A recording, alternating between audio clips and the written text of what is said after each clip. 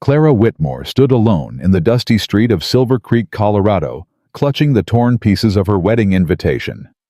The man she loved had just called her barren soil in front of the entire town. At 27, she was labeled worthless, a woman who could never bear children. But destiny had other plans. A desperate widower named Elijah Tanner was about to ride into town with 3 motherless children and a proposition that would change everything. If you want to see how this rejected woman built a legacy of love, subscribe to our channel, follow Clara's journey to the very end, and comment your city below so we can see how far this story travels. The summer of 1883 was the hottest Silver Creek, Colorado had ever seen. But Clara Whitmore barely felt the scorching sun beating down on her shoulders. She felt nothing at all. She stood frozen on the wooden boardwalk outside the Silver Creek bank, her fingers trembling around the crumpled paper in her hand. The wedding invitation. Her wedding invitation. The one that would never be sent. Clara. Theodore Callahan's voice cut through the buzzing in her ears. He stood 3 feet away, his tailored suit pristine, despite the July heat, his expression arranged into something resembling sympathy. But his eyes were cold. They had always been cold. She just hadn't wanted to see it. "Theodore, please." Her voice cracked. "Can we discuss this privately?" Inside. "There's nothing to discuss." Theodore straightened his silk cravat, glancing over her shoulder at the gathering crowd. "I've made my decision." Mrs. Edna Prescott, the mayor's wife, had already positioned herself near the general store entrance, her fan fluttering with barely contained excitement. 2 other women flanked her like crows waiting for carrion. "You're ending our engagement." Clara forced the words out. "On the street, in front of everyone." "I'm being honest with you, Clara. Something your father clearly wasn't." The mention of her father hit like a physical blow. Thomas Whitmore had been dead only 3 months, and Clara was still discovering the wreckage he'd left behind. The debts, the lies, the mortgaged house she thought was paid for. "My father's finances have nothing to do with us." Theodore laughed. It was a small, pitying sound that made Clara's stomach turn. "They have everything to do with us." He stepped closer, lowering his voice just enough that she had to strain to hear. "I'm not marrying a woman who comes with debt, Clara. I'm not marrying a woman who can't even keep house properly because she'd rather read books and teach other people's children. I was a teacher. It was respectable work. It was beneath you, beneath us." Theodore shook his head. "But that's not even the real problem, is it?" Clara's blood ran cold. She knew what was coming. She'd seen it in the way Theodore had looked at her since Dr. Whitfield's examination last month. The examination Theodore had insisted upon before setting a wedding date. Theodore don't. The doctor's report was quite clear. Theodore's voice rose now, carrying across the street with theatrical precision. "You're barren, Clara. Your womb is scarred. You will never bear children." The words hung in the hot summer air like a death sentence. Clara heard Mrs. Prescott gasp. She heard the whispers start spreading through the crowd like wildfire through dry brush. Barren. Can't have children. Poor thing. Or maybe not so poor. Maybe it's God's judgment. "That's not..." Clara's voice broke. "Dr. Whitfield said there was scarring from the childhood fever, but he never said never. He said it was unlikely. There's a difference. Unlikely is close enough to never for me." Theodore stepped back, creating distance between them, as if her condition were contagious. "I need heirs, Clara. My father's bank needs heirs. I cannot build a dynasty with a woman who is broken soil. I cannot sow a future in barren ground." The phrase hit Clara like a slap. Broken soil, barren ground. As if she were farmland that had failed to produce, rather than a woman standing in the street with her heart bleeding out onto the wooden boards. "You don't mean that." "I mean every word." Theodore turned to address the watching crowd, his voice carrying clearly. "I want everyone to know that I bear Miss Whitmore no ill will. She deceived me certainly, hid her father's debts, hid her condition. But I am a forgiving man. I simply cannot in good conscience marry a woman who cannot fulfill the most basic duty of a wife." Clara's hands curled into fists at her sides. The humiliation was complete. Theodore had planned this. He'd chosen this public venue, this crowded street, this perfect summer afternoon when half the town was shopping precisely to destroy her as thoroughly as possible. "You're a coward, Theodore Callahan." The words escaped before she could stop them. Theodore's eyes narrowed. "Excuse me. You could have ended this privately. You could have given me the dignity of a quiet conversation." Clara's voice grew stronger, steadier, even as tears burned in her eyes. "But you wanted an audience. You wanted everyone to see you rejecting the schoolteacher with the dead father and the empty womb. You wanted to make sure I'd never recover from this." "Clara, don't." She held up her hand. "Don't pretend you're doing me some kind of favor. You're not a gentleman doing the honorable thing. You're a small, cruel man who needs everyone to see him as the victim." Theodore's face flushed red. He wasn't accustomed to being challenged, especially not by a woman, especially not in public. "You should be grateful I'm being this honest with you," he hissed. "Any other man would have married you, discovered the truth, and made your life a living hell. I'm giving you the chance to find someone willing to accept damaged goods." The slap came before Clara even realized she'd raised her hand. The crack of her palm against Theodore's cheek echoed across the silent street. He stumbled back, his hand flying to his face, his eyes wide with shock and fury. "How dare you? How dare I?" Clara's voice shook, but she didn't retreat. "You just called me damaged goods in front of the entire town. You just told everyone I'm worthless because my body doesn't work the way you want it to. And you expect me to stand here and take it?" Theodore's jaw tightened. He looked around at the watching crowd, at Mrs. Prescott's scandalized expression, at the men emerging from the bank to see what the commotion was about. "You'll regret this," he said quietly. "Every door in this town just closed for you, Clara Whitmore. No one will hire a hysterical woman who assaults respectable citizens. No man will marry you now. You're finished." He turned on his heel and walked away, leaving Clara standing alone in the hot, dusty street. For a long moment, no one moved.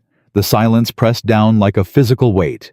Then Mrs. Prescott's voice rang out clear and carrying. "Well, I suppose that's what happens when a woman gets above her station.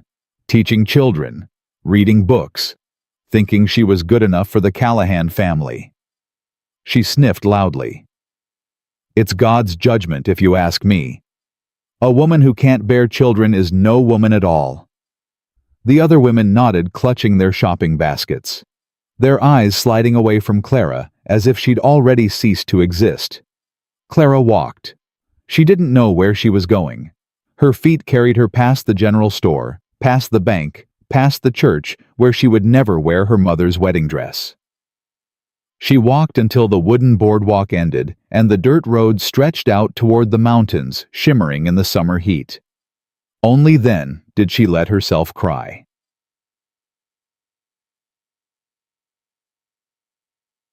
3 weeks later, Clara had learned exactly how thoroughly Theodore Callahan could destroy a person without lifting a finger. The teaching position was gone. The school board had met the day after her public humiliation and voted unanimously that Miss Whitmore's emotional instability made her unsuitable for educating the town's children. The boarding house had given her 2 weeks to vacate her room. Mrs. Henderson, the owner, had been apologetic but firm. She couldn't afford to house a woman of questionable character. It was bad for business. Clara now lived in the tiny storage room behind Miller's dress shop, working as a seamstress for pennies a day. Mrs. Miller wasn't kind exactly, but she was practical. She needed someone who could sew a straight seam, and she didn't care about gossip, as long as Clara stayed out of sight during business hours. It was in this cramped, windowless room, surrounded by bolts of fabric and the smell of dust and broken dreams, that Clara first heard the name Elijah Tanner. "That mountain man's in town again," Mrs. Miller said, poking her head through the curtain that separated Clara's workspace from the main shop. "Third time this month, buying children's clothes. Clara didn't look up from her stitching. She'd learned not to engage in town gossip. It always came back to bite her. His wife died 2 years back. Mrs. Miller continued, undeterred by Clara's silence. Left him with 3 young ones. The oldest boy is near wild, they say. The middle one's a girl trying to be mother to them all. And the littlest— She clicked her tongue. 4 years old and still has nightmares every night. Screams so loud the hands in the bunkhouse can hear it. Clara's needle slowed. Despite herself, she felt a pang of sympathy. Motherless children. She knew what that felt like. Word is he's desperate. Mrs. Miller's voice dropped conspiratorially. Been putting out word he needs a woman willing to come up to the ranch. Someone to help with the children. He's offered good wages, room and board, but no respectable woman will take it. Living alone with a man unmarried, it'd ruin a decent girl's reputation. Perhaps he should marry then, Clara said quietly, keeping her eyes on her sewing. Mrs. Miller snorted. Who'd marry him? He's gruff as a bear, lives halfway up a mountain, and comes with 3 children who ain't exactly selling points. Besides— She hesitated. There's talk he blames himself for his wife's death. Couldn't get her to the doctor in time when the youngest was born. Carries that guilt like a millstone around his neck. The bell above the shop door jingled, and Mrs. Miller disappeared to attend to her customer. Clara heard voices in the front of the shop, but she kept her head down, focusing on the tiny, even stitches. She wasn't part of this town anymore. She was furniture, background, a ghost who sewed in the shadows and pretended not to exist. 10 minutes later, the curtain parted again. Clara. Mrs. Miller's voice was strange, tight. There's someone here to see you. Clara looked up, startled. No one came to see her. No one even acknowledged she existed anymore. She set down her sewing and stood smoothing her worn calico dress with trembling hands. She hadn't changed clothes in 2 days, hadn't properly washed her hair in a week. The shame of it burned in her chest as she pushed through the curtain into the main shop. She stopped dead. The man standing in the middle of the shop was enormous. At least 6 feet tall, broad-shouldered, with arms that looked like they could wrestle a steer to the ground without breaking a sweat. His skin was tanned dark from the sun, his hands calloused and scarred. He wore worn denims, a faded blue work shirt, and a battered hat that he held crushed in his massive fists. But it was his eyes that caught Clara's attention. Blue-gray, like storm clouds over the mountains, and filled with a bone-deep weariness that she recognized in her own reflection. Miss Whitmore. His voice was low, rough, like rocks grinding together. Yes. Name's Elijah Tanner. He didn't offer his hand, just stood there studying her with those exhausted eyes. I heard about what happened to you. Clara's spine stiffened. Then you know I'm not fit company for decent folk. Whatever you're selling, Mr. Tanner, I'm not buying. A ghost of something, maybe amusement, flickered across his weathered face. I ain't selling nothing. He glanced at Mrs. Miller, who was hovering near the fabric display, pretending not to listen. Is there somewhere we can talk private? Anything you have to say to me can be said here. Fair enough. Elijah Tanner took a deep breath. I got 3 children, Miss Whitmore. Boy of 12, girl of 8, and a little one just turned 4. Their mama died bringing the youngest into this world, and I've been trying to raise them alone ever since. He paused, and Clara saw his jaw tighten, the muscles working beneath his tanned skin. I'm failing, he said quietly. Noah, my oldest, he's so angry he can barely look at me without wanting to throw a punch. Lily, my girl, she's 8 years old, but she acts like she's 30, trying to keep the house together, trying to be a mother. She ain't got no right to be at her age. And Benny— His voice cracked slightly. Benny don't remember his mama at all. He just knows something's missing. He wakes up screaming every night, calling for someone who ain't never coming back. Clara felt her throat tighten. She didn't want to feel sympathy for this stranger. She didn't want to feel anything at all. I've asked every decent woman in 3 counties, Elijah continued. Offered good wages, fair treatment, a roof over their head. None of them will take it. Ranch is too remote. Children are too wild. And a single woman living under my roof? He shook his head. I understand the concern. I do. Then why are you here, Mr. Tanner? His gray eyes locked onto hers with sudden startling intensity. Because I heard what that banker's boy said to you. I heard he called you broken soil. I heard he said you ain't got worth because you can't bear children. Clara flinched. Even now, 3 weeks later, the words still cut like a knife. And I thought to myself, Elijah said slowly, maybe a woman who's been told she's worthless might understand what it's like. My children, they feel worthless too. They feel thrown away. Their mama's gone, and sometimes I think they believe God just forgot about them up on that mountain. He stepped closer, and Clara found herself holding her breath. I don't need a woman to give me more children, Miss Whitmore. I got 3, and they're more than I can handle. What I need is someone to help me keep the ones I got alive. Someone to teach them their letters, mend their clothes, make them feel like they matter. He paused. I'm asking you to marry me. The world stopped. Clara heard Mrs. Miller gasp. She heard the blood rushing in her own ears. She saw Elijah Tanner standing before her, hat crushed in his hands, offering her something no one else in this town would ever offer again. A purpose, a place, a family. You don't know me, Clara whispered. I know enough. Elijah's voice was steady. I know you stood up to that Callahan boy when he tried to break you down. I know you slapped him in front of half the town. I know you got more spine than any woman I've met in a long time. That spine might make me difficult to live with. Something that might have been a smile tugged at the corner of his mouth.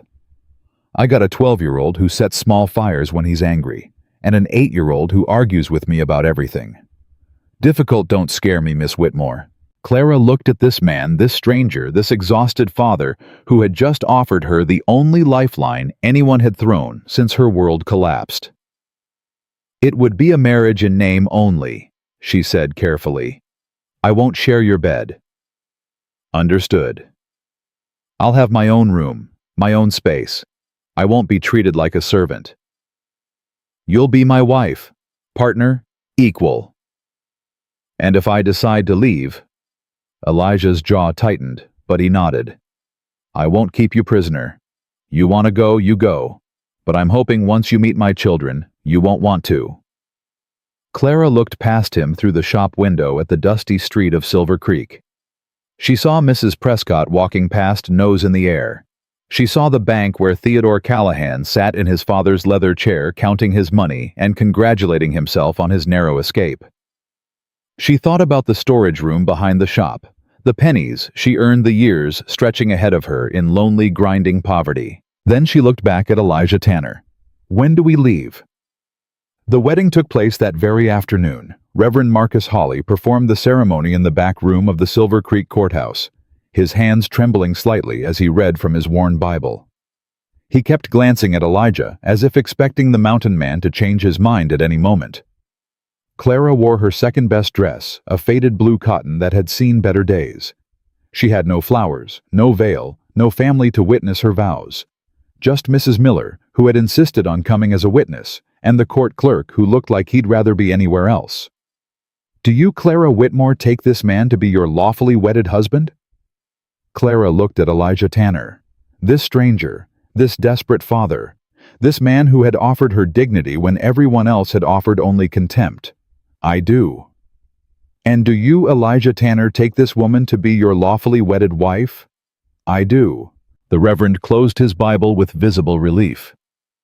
Then by the power vested in me by the territory of Colorado, I pronounce you man and wife. He paused awkwardly. You may, if you wish. That won't be necessary, Clara said quickly. Elijah nodded, his expression unreadable. We should get moving. Storm's coming in from the west, and I want to be past Miller's Creek before nightfall. They signed the registry. Mrs. Miller dabbed at her eyes with a handkerchief and pressed Clara's hand tightly. You write to me, she whispered. Let me know you're all right. Clara nodded, not trusting her voice. 20 minutes later, she was sitting on the hard wooden bench of Elijah's wagon, watching Silver Creek disappear behind them in a cloud of summer dust. She didn't look back. There was nothing left for her there. The silence stretched between them as the wagon climbed higher into the foothills. Clara studied Elijah's profile, the hard set of his jaw, the way his hands gripped the reins. "You're wondering if you made a mistake," Elijah said without looking at her. "I'm wondering what I've gotten myself into." "Fair enough." He clicked his tongue at the horses. "I should warn you about the children. You mentioned they were difficult." "Difficult is putting it kindly." Elijah's voice dropped. "Noah, my oldest, he hasn't spoken a civil word to me in 6 months, blames me for his mother's death, says I should have gotten her to the doctor faster." He paused. "He ain't wrong." Clara felt the weight of his guilt heavy and suffocating. "What happened?" "Martha started bleeding after Benny was born. I thought it would stop. It didn't." Elijah's knuckles went white on the reins. "By the time I realized how bad it was, the storm had hit. Couldn't get the wagon down the mountain. She died in my arms while the baby screamed in the next room. I'm sorry." "Don't be sorry." "Don't. Just understand why Noah is the way he is." Elijah finally looked at her, his gray eyes haunted. "He watched his mother die. He heard me promise her I'd take care of them, and then he watched me fail at it for 2 years. He's got every right to hate me. And your daughter, Lily's the opposite problem. She don't hate anyone. She just took over everything. Cooking, cleaning, mending, taking care of Benny.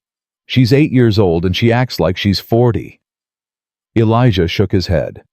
"I've tried to tell her she don't have to carry all that weight. She don't listen, just smiles and says she's fine and goes right back to scrubbing the floors." "She's afraid," Clara said softly. "If she stops being useful, she's afraid you won't need her anymore." Elijah looked at her sharply. "How'd you know that?" "Because I was her. After my mother died, I tried to be everything for my father. Cook, housekeeper, companion. I was terrified that if I stopped being indispensable, he'd realize he didn't really want me around." Clara paused. "It took me years to understand that being needed isn't the same as being loved." Something shifted in Elijah's expression.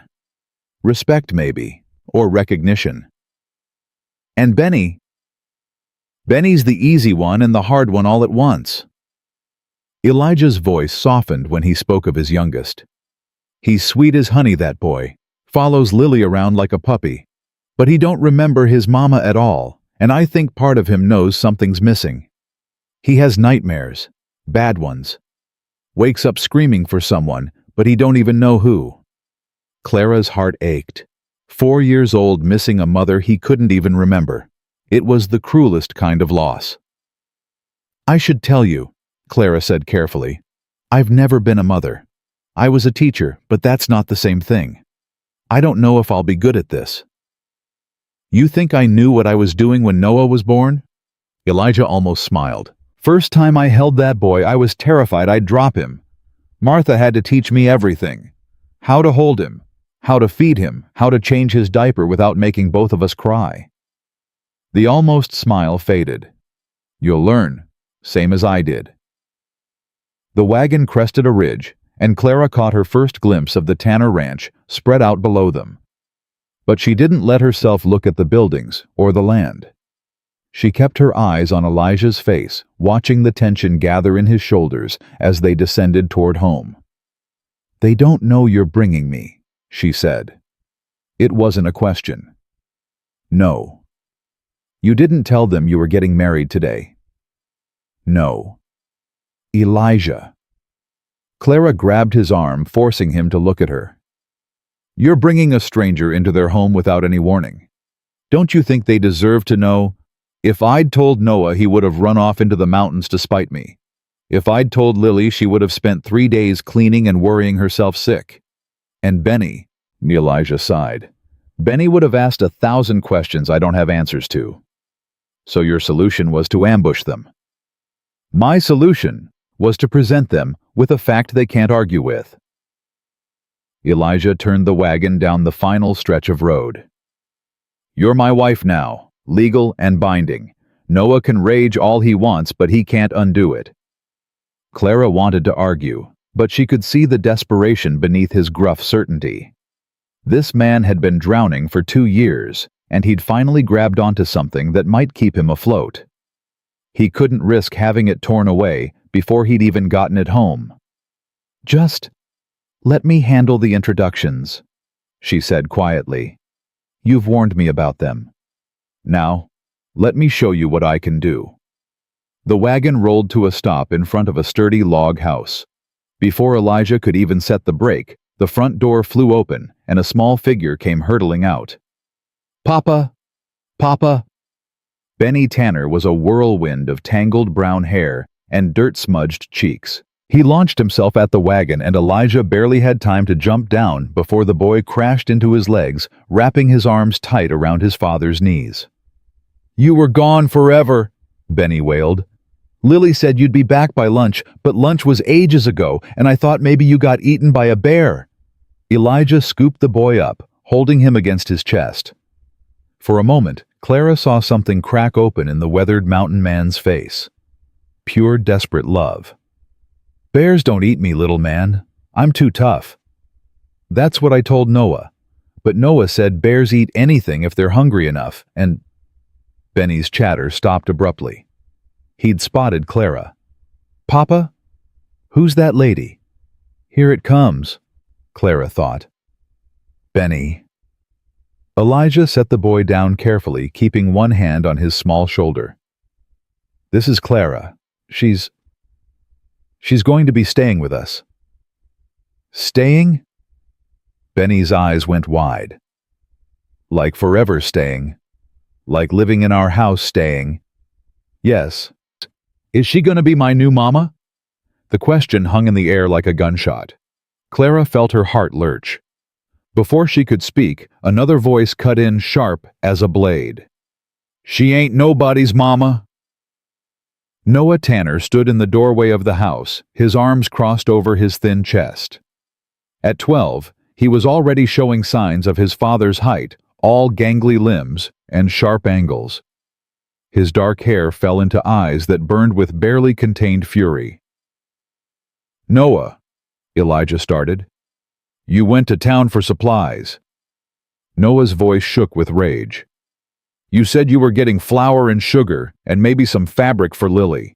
You didn't say nothing about bringing home some strange woman. Watch your tone, boy. I ain't a boy." Noah stepped forward, his hands balling into fists. "I'm the one who's been holding this place together while you disappear for days at a time. I'm the one who keeps the fire going and checks the fence lines and..." His voice cracked. "I'm the one who takes care of Benny when he has nightmares because you can't even look at him without seeing her." The words hit Elijah like physical blows. Clara saw him flinch, saw the guilt flash across his face before he buried it under a mask of paternal authority. "That's enough, Noah." "It ain't even close to enough." Noah pointed at Clara. "Who is she? Some dance hall girl you picked up? Some desperate widow looking for a free ride?" "She's my wife." Silence. Even Benny stopped fidgeting, his small face turning between his father and his brother with confused alarm. "You're what?" Noah's voice dropped to a whisper. "We married this afternoon, in town. It's done." Elijah straightened to his full height. "Clara is my wife, and she's going to be living here with us. She's going to help with the house, help with you children. And you will treat her with respect." Noah stared at his father. His face cycled through shock betrayal and finally settled on something cold and hard. "Ma's been dead 2 years, he said quietly. 2 years. And you've already replaced her with some barren townie who can't even..." "Noah?" Elijah's roar made everyone jump. But the damage was done. Clara felt the words slice through her like a knife. Barren. Even here, 100 miles from Silver Creek, Theodore Callahan's poison had reached her. "How do you know that word?" she asked, her voice deadly calm. Noah's defiance flickered. "Everyone knows. The whole territory's been talking about the school teacher who got thrown over because she can't have babies. I heard the hands talking about it when they came back from town last week."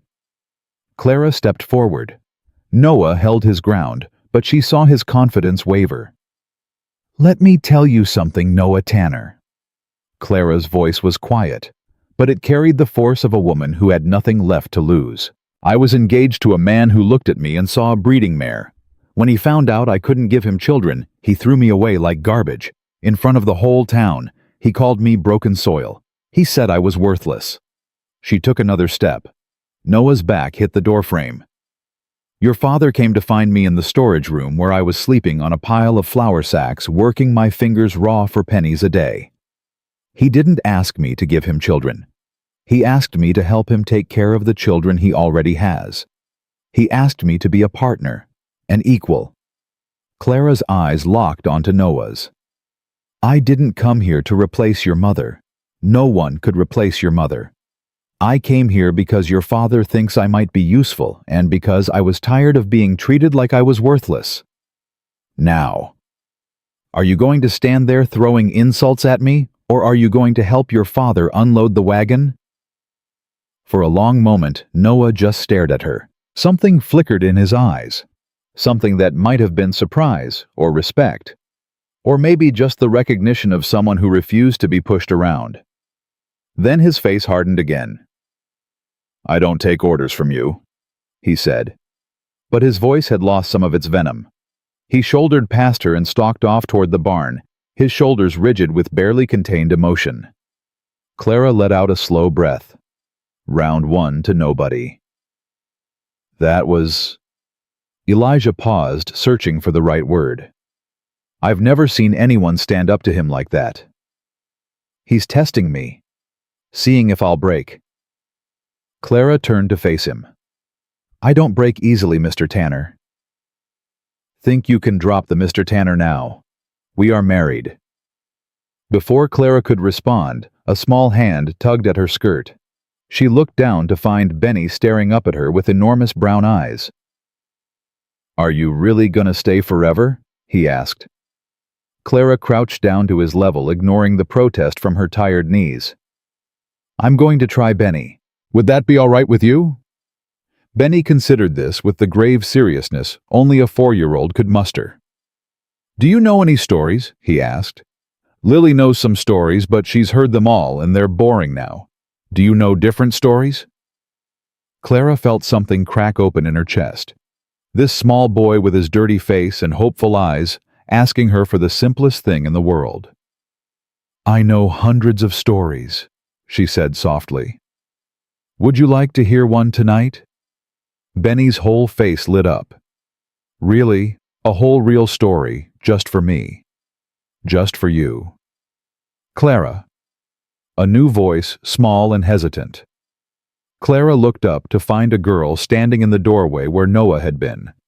Lily Tanner was thin, too thin, with her father's gray eyes and her mother's delicate features.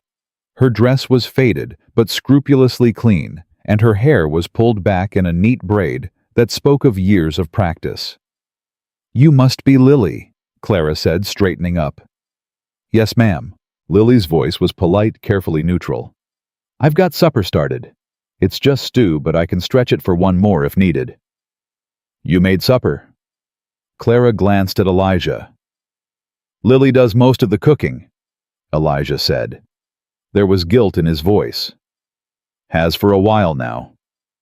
Clara looked at the 8-year-old girl with the prematurely old eyes and the careful, controlled movements of someone who had learned too young that survival meant usefulness.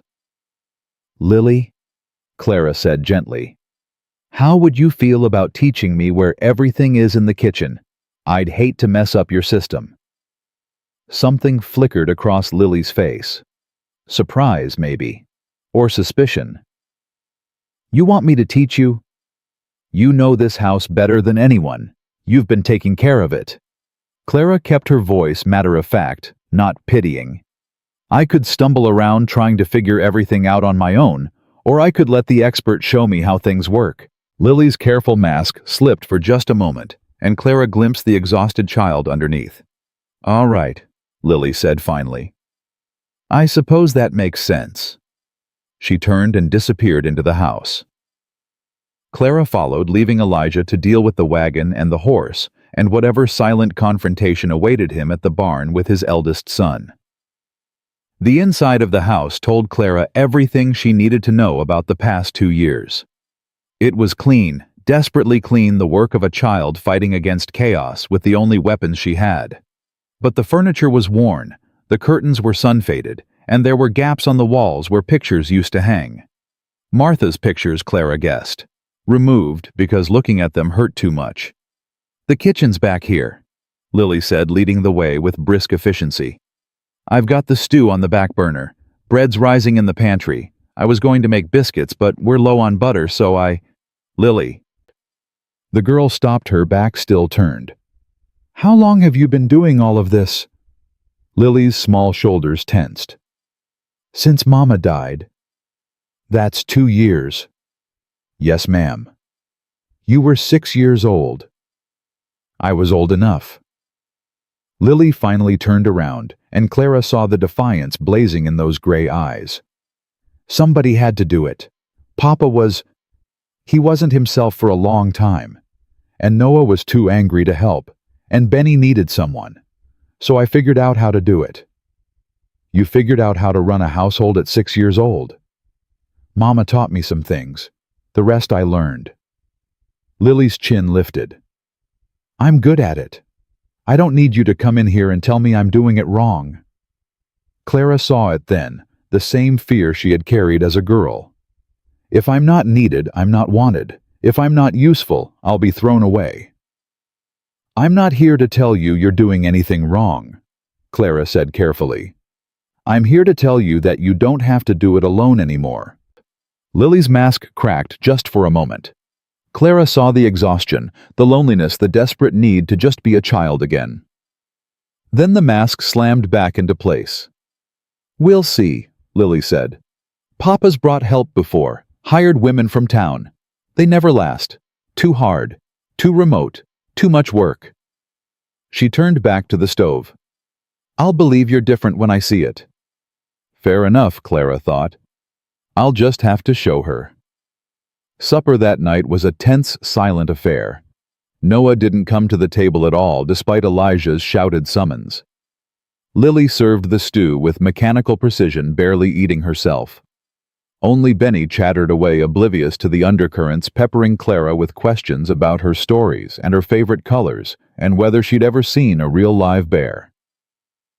Afterward, Clara helped Lily clear the dishes while Elijah disappeared to deal with Noah. She heard raised voices from the direction of the barn, but forced herself not to listen.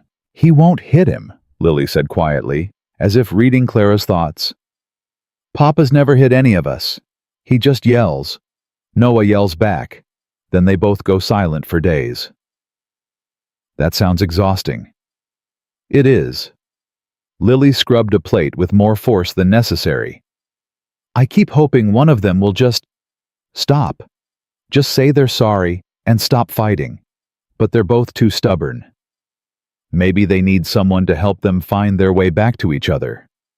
Lily looked at Clara with something approaching curiosity. Is that why you came here to fix us? I came here because your father offered me a chance to be useful again. And because... Clara paused, considering her words. Because I've been alone, and I know how much it hurts. If I can help your family hurt a little less, I'd like to try. Lily was quiet for a long moment. Then she handed Clara a dish towel. You can dry, she said. It wasn't acceptance, not yet. But it was a start. Later that night, Clara sat on the edge of the small bed in the room Elijah had prepared for her. It was sparse but clean, with a worn quilt on the bed and a single window that looked out toward the mountains. A soft knock came at the door. Come in. Benny poked his head in, his face scrubbed clean, and his hair still damp from washing.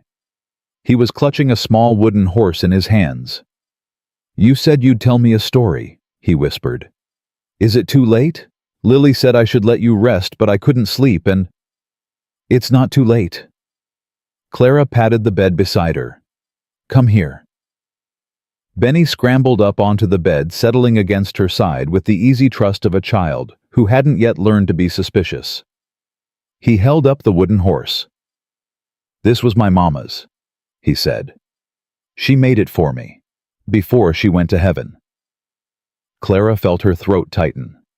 The horse was crudely carved, but polished smooth from years of small hands, holding it, loving it. "It's beautiful," she said softly. "Papa says Mama was real good at making things." Benny turned the horse over in his hands. "I don't remember her. Is that bad?" "No, sweetheart, that's not bad.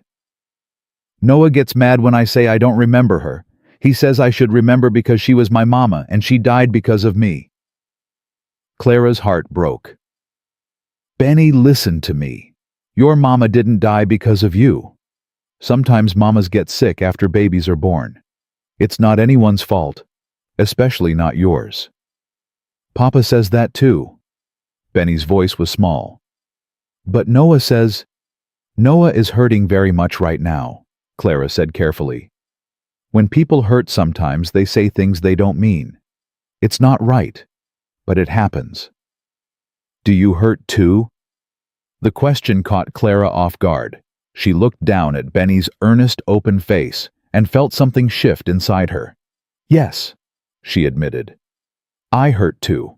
"Is that why you came here? Because you hurt and we hurt, and maybe we can all hurt together?"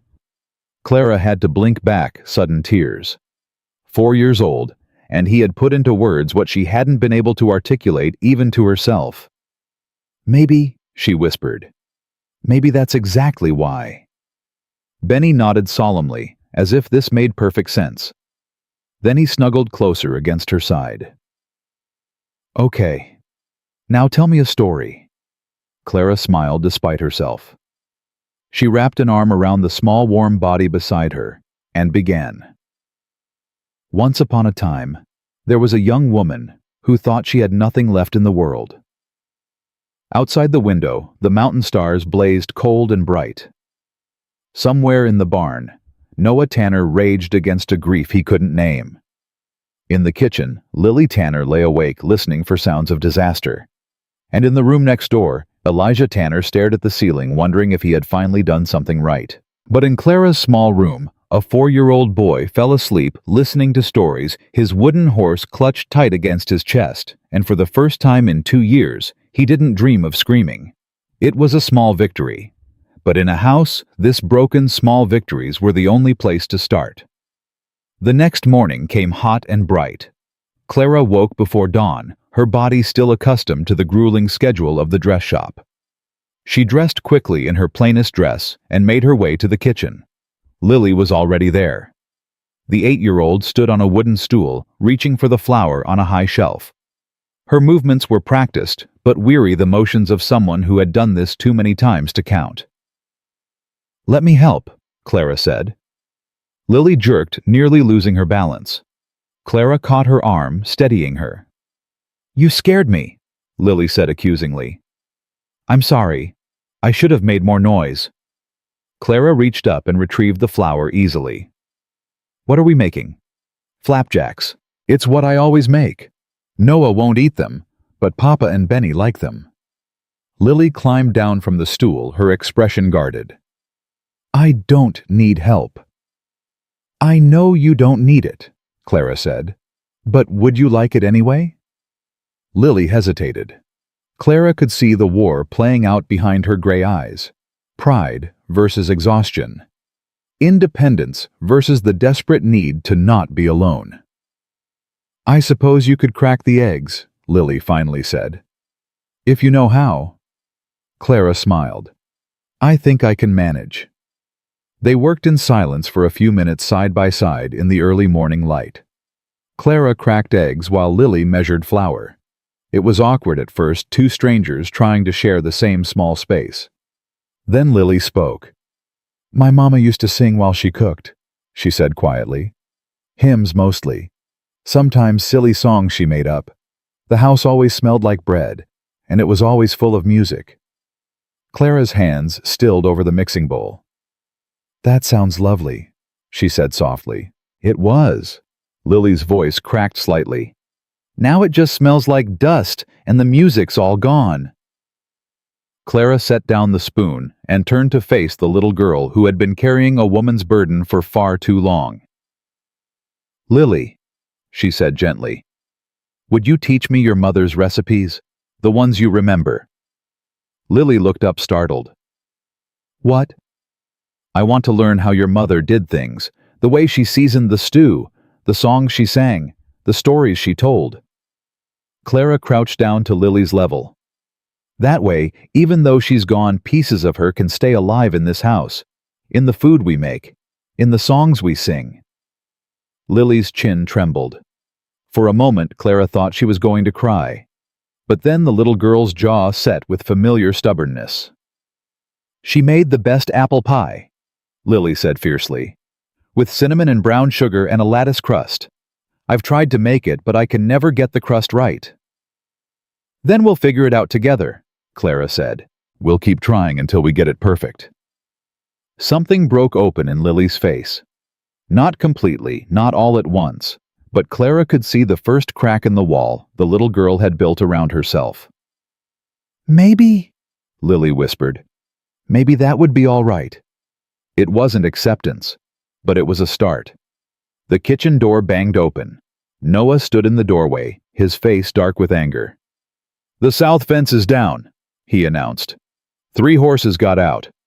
Elijah appeared behind him, already reaching for his hat. "How bad?" "Bad enough." Noah's eyes slid to Clara with undisguised hostility. "We need all hands, even the useless ones." "Noah," Elijah warned. But Clara was already untying her apron. "Tell me what to do." Noah stared at her. "You ever wrangled a horse?"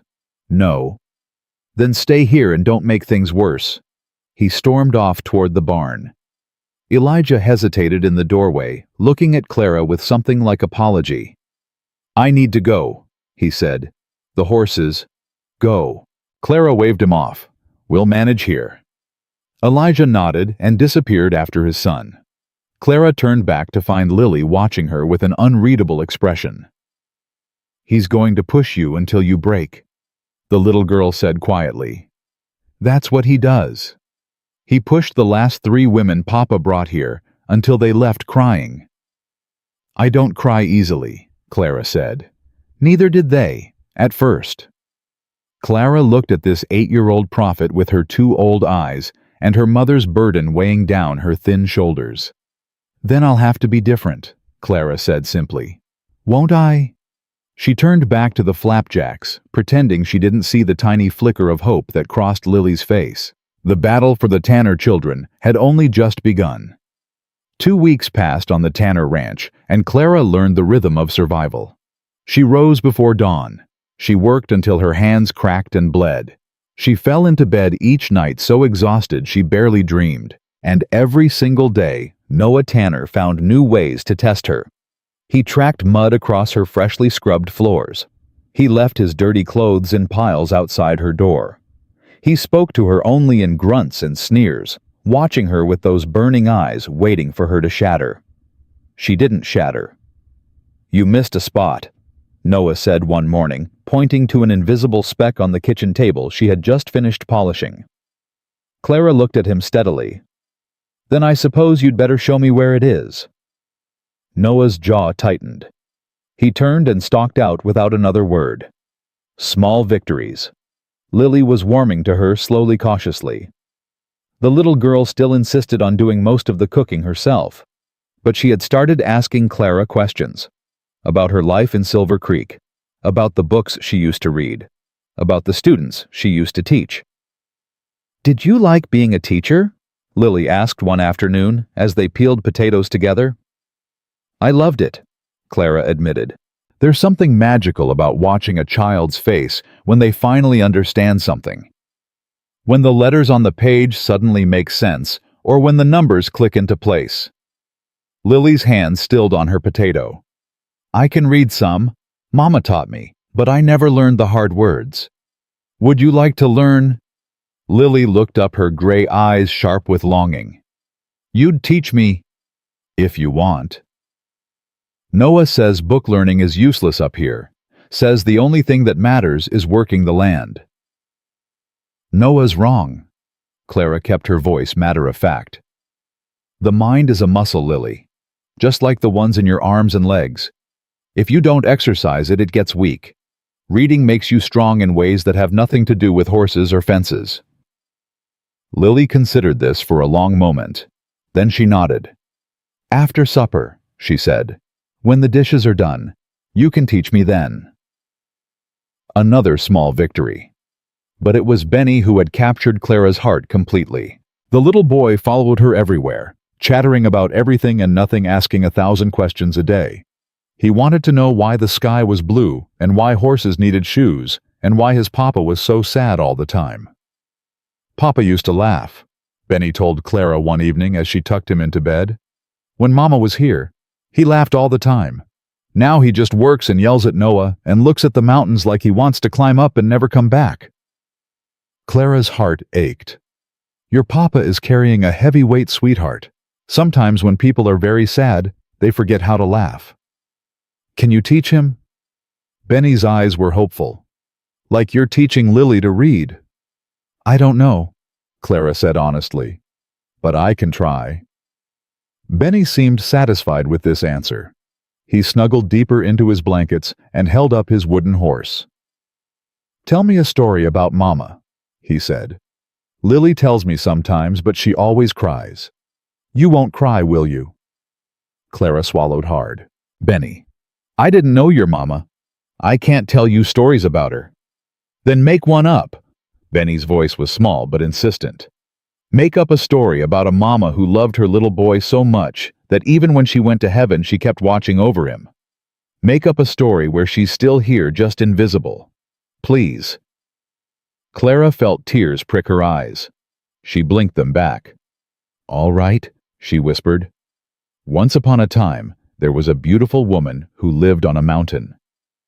She stayed with him until he fell asleep, the wooden horse clutched against his chest. When she finally crept out of his room, she found Elijah standing in the hallway, his face half hidden in shadow. How much did you hear? Clara asked quietly. Enough. Elijah's voice was rough. You're good with him. He's easy to love. They all are. Elijah rubbed a hand over his face. I know Noah don't show it, but underneath all that anger, he's still my boy. He's still the same kid who used to follow me around the ranch, begging to help with the horses. What happened to that boy? He watched his mama die. Elijah's jaw tightened. He was 10 years old, and he held her hand while she bled out on the bed where she'd just given birth. I was trying to save her. He was the one who told her goodbye. Clara felt the weight of that grief pressing down on both of them. He blames you, she said softly, because it's easier than blaming himself for not being able to save her. Elijah's head snapped up. He was 10. There was nothing he could have done. He knows that. But grief isn't logical, Elijah. He needs someone to be angry at. You're the safest target. Something shifted in Elijah's eyes. He looked at Clara as if seeing her for the first time. How do you know so much about grief? I lost my mother when I was 12. Clara leaned against the wall, suddenly exhausted. I spent years being angry at my father for not saving her, for not being enough. It wasn't fair, but it was the only way I knew how to survive the pain. What changed? I grew up. Clara smiled sadly. And I realized that my father had been drowning in the same grief I was. We could have helped each other. Instead, we just circled around our pain like strangers until he died, and I was left alone. Elijah was quiet for a long moment. Then he reached out and took her hand. His palm was rough with calluses, warm and strong. I don't want that for my children, he said. I don't want us to circle around each other until there's nothing left. Then stop hiding from them. Clara squeezed his hand. Stop working yourself to death in the fields and actually talk to them, especially Noah. He's drowning Elijah, and he thinks you don't even notice." Elijah's hand tightened on hers. "I notice. I just don't know what to say." "Start with the truth. Start with, 'I'm sorry I haven't been there.' Start with, 'I love you.' You make it sound simple. It's not simple, but it's necessary." Elijah looked at her for a long moment. Then he lifted her hand and pressed his lips briefly to her knuckles. "Thank you," he said quietly, "for seeing what I couldn't." He released her hand and walked away, disappearing into the darkness of the house. Clara stood alone in the hallway, her heart pounding strangely in her chest. She pressed her fingers to the spot where his lips had touched. This was supposed to be a marriage of convenience, a business arrangement. Nothing more. So why did her heart feel like it was waking up after a very long sleep? The heat wave came 3 days later. Clara had never experienced heat like this. The sun beat down on the ranch like a hammer, turning the air thick and heavy. The creek that ran behind the house slowed to a trickle. The grass in the pastures turned brown and brittle. "Drought conditions," Elijah said grimly, scanning the cloudless sky. "Haven't seen it this bad in 10 years. If we don't get rain soon—" He didn't finish the sentence. He didn't have to. Clara threw herself into preparations. She helped Elijah and the ranch hand old Samuel Reeves haul water from the creek to fill every barrel and bucket they could find. She moved the chickens into the shade of the barn. She wet down blankets and hung them over the windows to cool the house. Even Noah grudgingly accepted her help, too exhausted by the heat to maintain his usual hostility. "You're stronger than you look," he muttered one afternoon as they worked side by side, filling water troughs. Clara paused, surprised. It was the closest thing to a compliment Noah had ever given her. "I'm tougher than I look, too," she said. "Though I'd appreciate it if you stopped testing that theory quite so often." Noah's lips twitched. Not quite a smile, but close. "We'll see," he said. On the 5th day of the heat wave, Clara woke to the smell of smoke. She sat up in bed, her heart pounding. The smell was faint, but unmistakable, carried on the hot wind that pushed through her window. She threw on her dress and ran to the front porch. What she saw made her blood run cold. On the ridge to the south, a line of orange flames licked at the dry brush. The fire was still far away, maybe 2 miles, but the wind was pushing it directly toward the ranch. "Elijah!" Clara screamed. "Elijah, fire!" The next hour was chaos. Elijah burst from the house, still pulling on his boots, took one look at the approaching flames, and started barking orders. Noah raced to the barn to free the horses. Old Samuel began hitching the wagon. Lily grabbed Benny and started shoving clothes and supplies into a trunk. "We need to clear a fire break," Elijah shouted, grabbing a shovel. "Noah, get the horses to the creek. Clara, help Lily pack the essentials. We might have to run." Clara didn't argue. She ran back inside and started throwing things into bags. Food, water, the family Bible, Martha's photograph from the bedroom. "Where's Benny?" Lily's voice cut through the chaos. Clara spun around. The little boy had been right there clinging to Lily's skirts. Now he was gone. "Benny!" Clara shouted. "Benny, where are you?"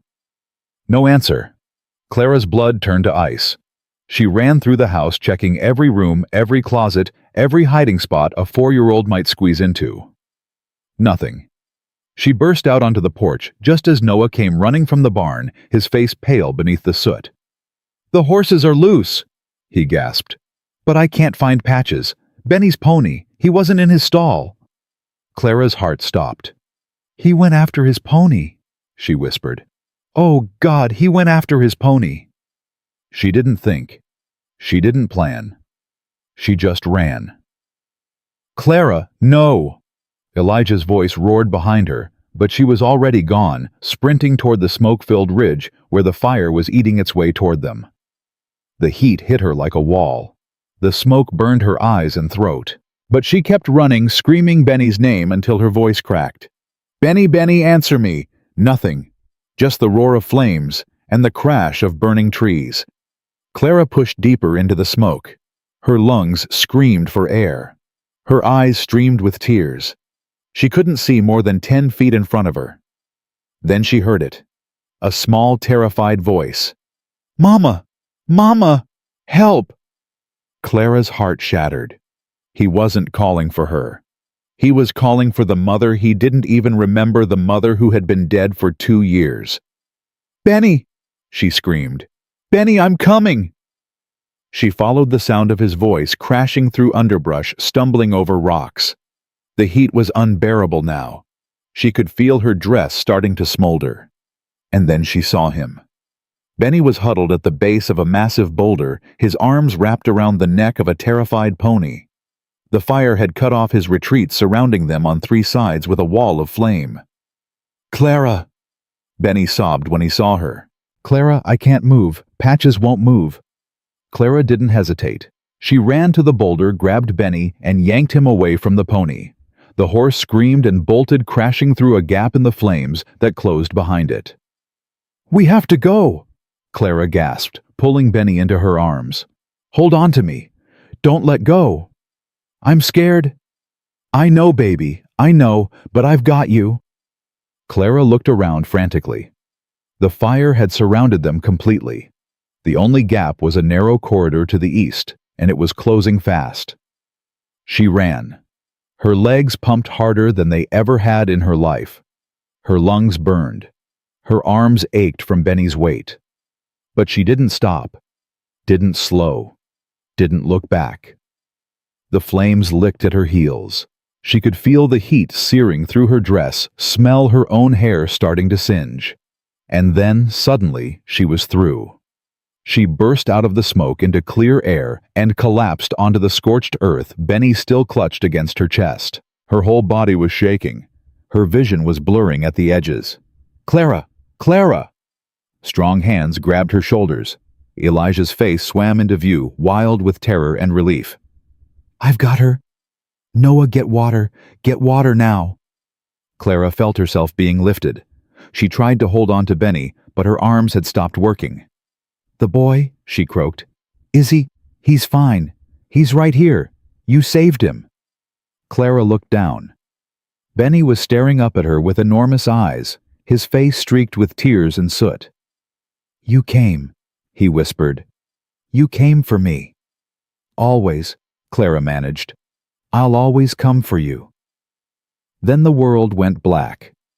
She woke in her bed, her throat raw and her body aching. Lily was sitting beside her, pressing a cool cloth to her forehead. "You're awake," Lily breathed. "Papa, she's awake." Thundering footsteps. Elijah appeared in the doorway, his face haggard with exhaustion and worry. "Clara." He crossed the room in 2 strides and dropped to his knees beside the bed. "Don't you ever do that to me again." "Is Benny?" "He's fine. Scared half to death, but not a scratch on him." Elijah's voice cracked. "You ran into a wildfire for him. You could have died." "He's my son now," Clara said, simply echoing the words she had spoken to him once before. "Blood has nothing to do with it." Elijah stared at her. Then he leaned forward and pressed his forehead against hers, his breath warm on her face. "I thought I lost you," he whispered. "I watched you disappear into that smoke, and I thought—" His voice broke. "I can't lose anyone else, Clara.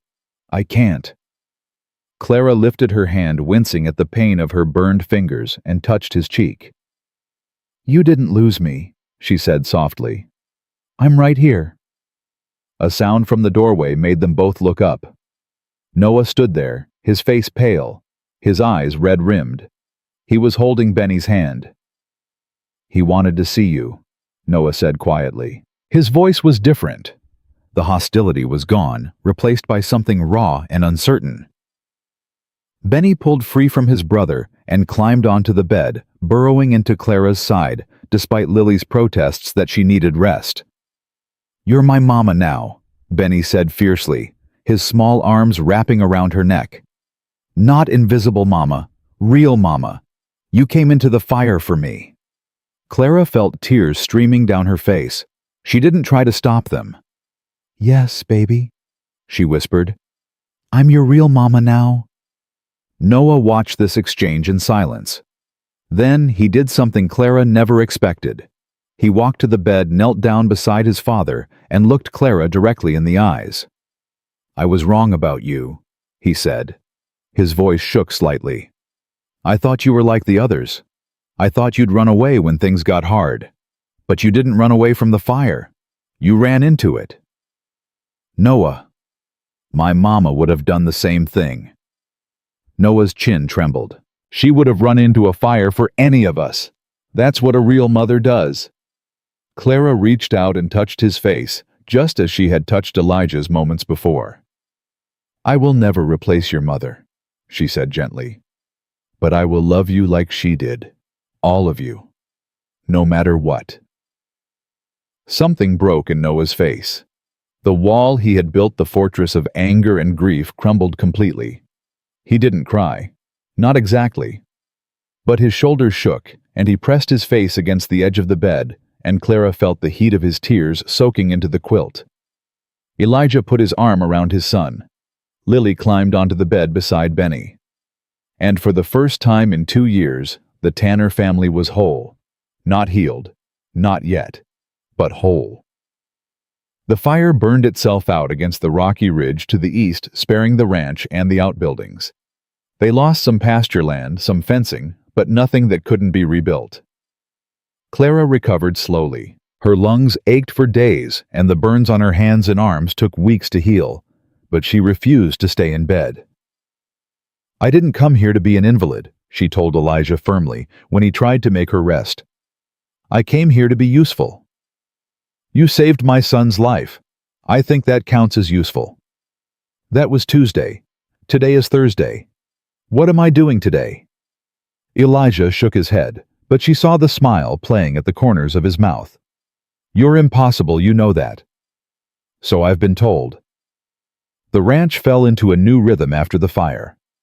Noah stopped fighting Clara at every turn. He still wasn't warm exactly, but the open hostility was gone. He started joining the family for meals. He started speaking to his father without shouting. One evening, Clara found him sitting on the porch, staring at the stars. "Can I join you?" she asked. Noah shrugged. "It's a free country." Clara sat down beside him, pulling her shawl tight against the cool night air. The heat wave had finally broken, and the temperature had dropped 20 degrees. "I want to ask you something," Noah said quietly. "And I want you to tell me the truth." "All right. Do you love my father?" Clara's breath caught. It was not the question she had been expecting. She hesitated. "I care for him very much." "That's not what I asked." Clara looked at this boy, this almost man who had been through more pain than most people twice his age. He deserved honesty. "I don't know yet," she admitted. "When I married your father, it was an arrangement, a way for both of us to survive. But something has changed. Something is still changing." She paused. "I think I could love him, if he'd let me." Noah was quiet for a long moment. Then he nodded. "He talks about you," he said. "When he doesn't think anyone's listening, he says your name in his sleep." Clara's heart skipped. "He does." "He never did that with Mama, not after she died." Noah turned to look at her, his gray eyes serious. "I think he already loves you. He's just scared to say it." "Why would he be scared?" "Because everyone he loves dies." Noah's voice was flat. "Or leaves. And he don't know if he can survive it happening again." Clara felt the weight of those words settle into her bones. She understood that fear. She had lived with it her whole life. "I'm not going anywhere, Noah," she said softly. "I made a promise to this family. I intend to keep it." Noah studied her for a long moment. Then he did something extraordinary. He smiled. It was small, hesitant, the smile of someone out of practice. But it was real. "Good," he said. "Because Benny would be impossible if you left, and Lily would probably burn down the kitchen, trying to do everything herself again." Clara laughed, surprised. "And what about you?" Noah's smile faded slightly, but didn't disappear entirely. "I'd miss your biscuits," he admitted. "They're better than Lily's. Don't tell her I said that. Your secret's safe with me."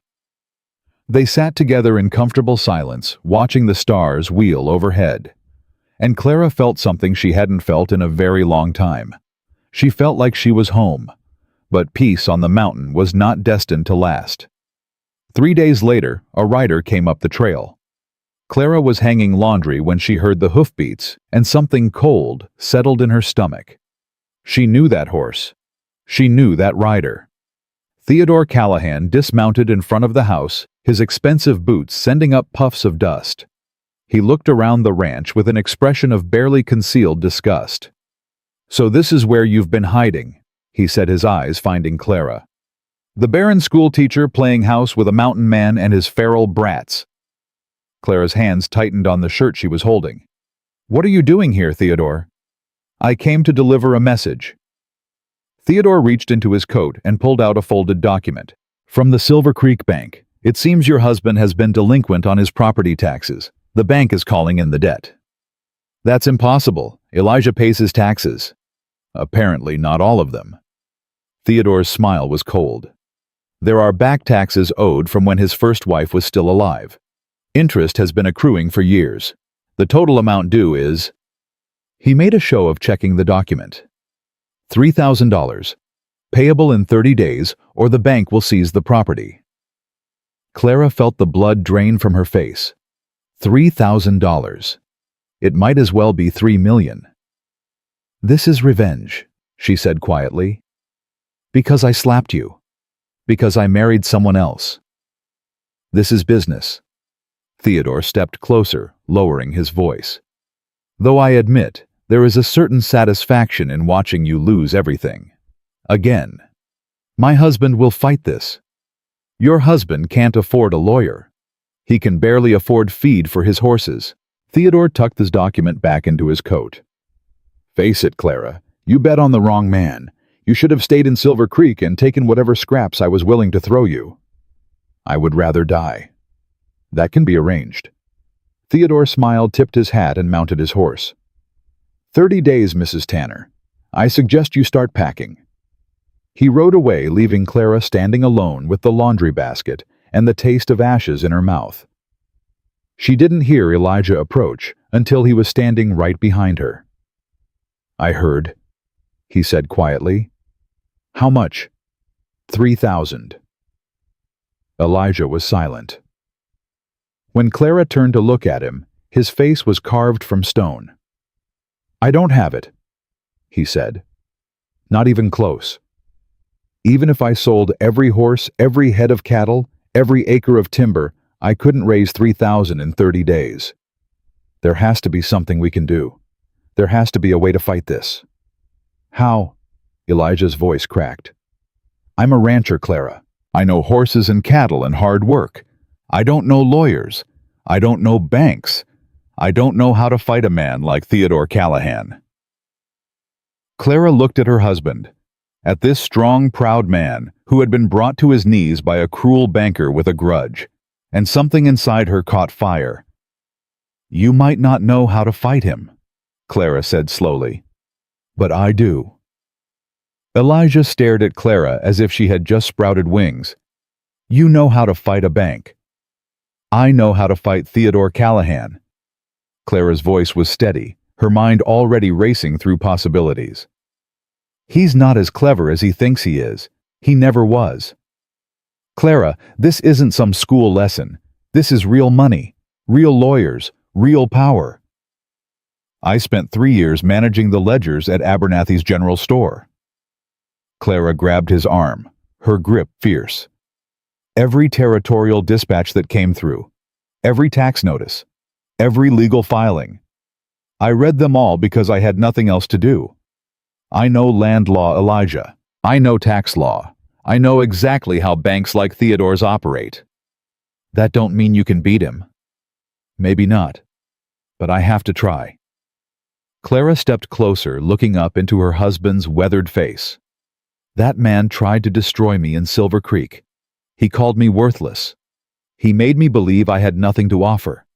And now he's trying to take away the only home I've ever known, where people actually want me. Her voice cracked. I won't let him win, Elijah. I can't. Elijah was quiet for a long moment. Then he reached out and cupped her face in his rough hands. What do you need? I need to go to Silver Creek. I need to see the original tax records at the county clerk's office. And I need to talk to Dr. Whitfield. The doctor, why? Because his brother is a lawyer in Denver. And because Dr. Whitfield was the only person in that town who ever treated me like a human being. Clara covered Elijah's hands with her own. Will you take me? Try and stop me. They left before dawn the next morning. Clara had expected the children to protest, but Noah surprised her again. He stood on the porch, his face serious, his hand resting on Lily's shoulder. We'll keep the ranch running, he said. You just come back, both of you. Clara felt her throat tighten. Noah, I mean it.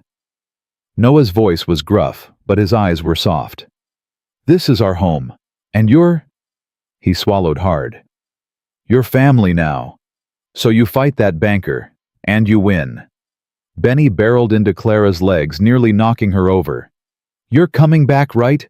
His small voice trembled. You promise? Clara knelt down and pulled him close. I promise, baby. I will always come back to you. You came into the fire for me, Benny whispered. So I know you keep your promises. Clara kissed his forehead and stood brushing the tears from her eyes. Lily stood apart, her face carefully neutral, but Clara could see the fear beneath the mask. Lily. Clara crossed to her and took her hands. I need you to be strong while I'm gone. Can you do that? I'm always strong, Lily said quietly. I know you are. But this time, I need you to let Noah help you. Let him carry some of the weight. Can you do that for me? Lily's mask cracked just slightly. I'll try. That's all I ask. Clara climbed onto the wagon beside Elijah. As they pulled away from the ranch, she looked back at the three children standing on the porch watching them go. Her children now, her family. She would fight for them with everything she had. The ride down the mountain took 2 days. Clara used every moment to prepare, talking through her plan with Elijah, going over every detail she could remember about territorial tax law. The key is the date, Clara explained as the wagon jolted along the rutted trail. Theodore said the back taxes are from when Martha was still alive. That means they predate the 1881 territorial tax reform. I don't know what that means. It means the rules were different then. The territory was still using the old Mexican land grant system for tax assessment.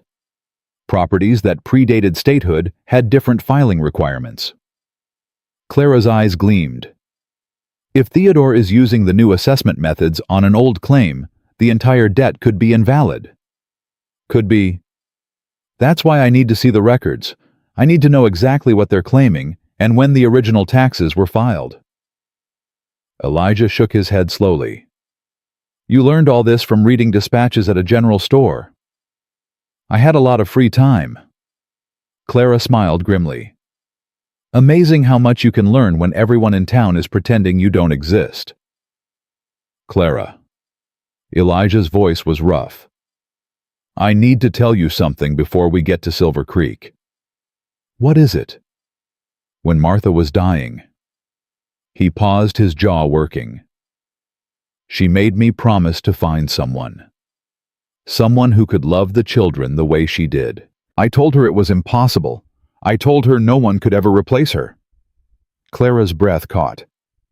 She said I wasn't looking for a replacement. I was looking for a new beginning. Elijah turned to face her, his gray eyes intense. I didn't understand what she meant until I met you. Elijah? I ain't good with words, Clara. Never have been. But I need you to know that whatever happens in Silver Creek, whatever that snake Theodore tries to pull, you're not facing it alone. You're my wife, and I protect what's mine. Clara felt tears prick her eyes. She blinked them back. I'm not yours to protect Elijah Tanner. I'm your partner. We protect each other." A ghost of a smile crossed his weathered face. "I reckon I can live with that." They reached Silver Creek on the afternoon of the second day. Clara felt the familiar cold settle in her stomach as the wagon rolled down the main street. Nothing had changed. The same dusty boardwalks, the same gossiping women, the same judgmental stares. But something had changed. She had changed. She sat taller on the wagon bench, her spine straight, her chin lifted. She was no longer Clara Whitmore, the broken schoolteacher sweeping floors for pennies. She was Clara Tanner, wife of a rancher, mother of 3, survivor of a mountain wildfire. Let them stare. "Where first?" Elijah asked, his jaw tight as he scanned the watching crowd. "Dr. Whitfield's office, then the county clerk." Dr. James Whitfield looked up from his desk when Clara walked through the door. His eyes widened, and for a moment he simply stared. "Miss Whitmore, I mean, Mrs." He fumbled, rising from his chair. "Mrs. Tanner now." Clara extended her hand. "It's good to see you, Dr. Whitfield." "Good Lord, look at you." The doctor shook her hand warmly, his kind eyes sweeping over her. You look alive. When I heard you'd gone up the mountain with that rancher, I feared the worst." "The mountain's been good to me." Clara gestured to Elijah, who stood awkwardly in the doorway. "This is my husband, Elijah. Elijah Dr. Whitfield is the only doctor in 3 counties worth trusting." The 2 men shook hands, sizing each other up. "You're a lucky man, Mr. Tanner," Dr. Whitfield said. "Clara was the brightest student I ever taught first aid to. Half my nurses couldn't match her. I know my luck." Elijah's voice was gruff but warm.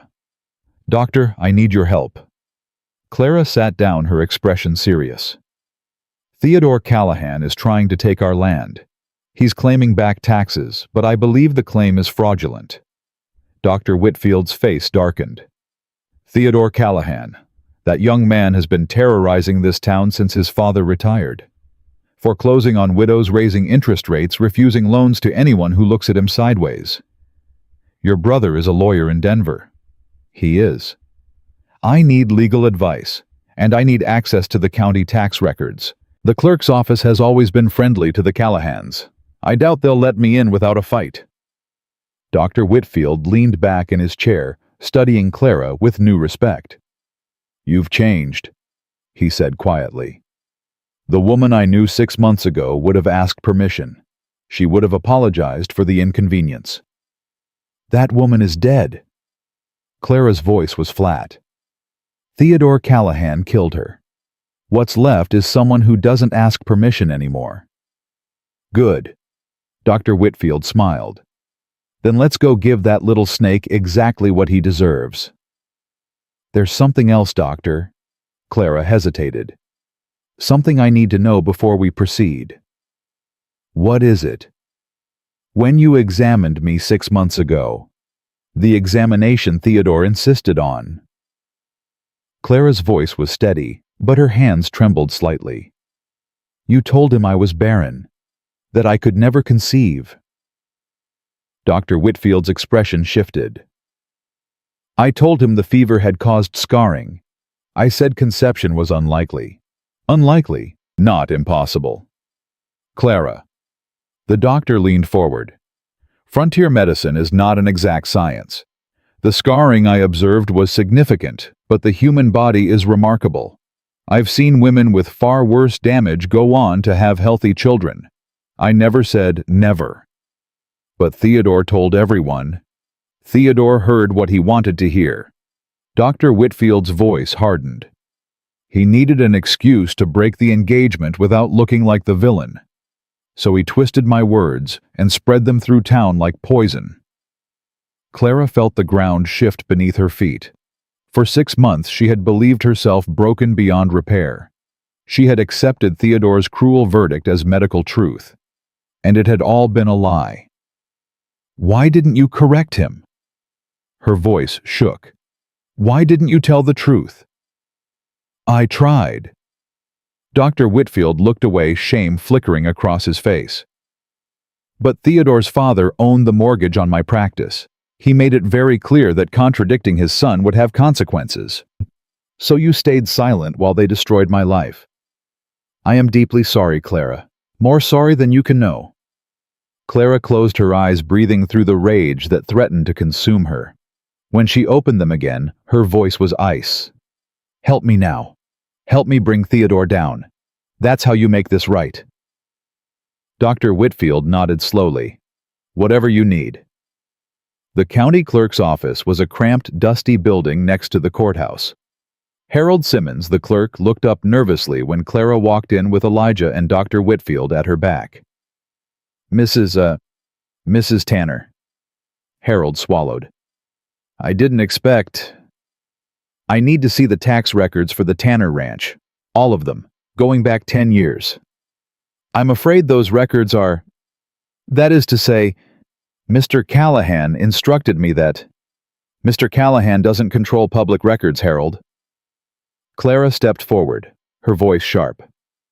Those documents belong to the territory, not the bank. You have a legal obligation to provide access to any citizen who requests them. Harold's face went pale. He'll fire me. If I let you see them, he'll find a way to fire me.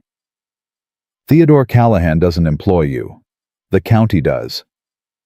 Clara softened her voice slightly.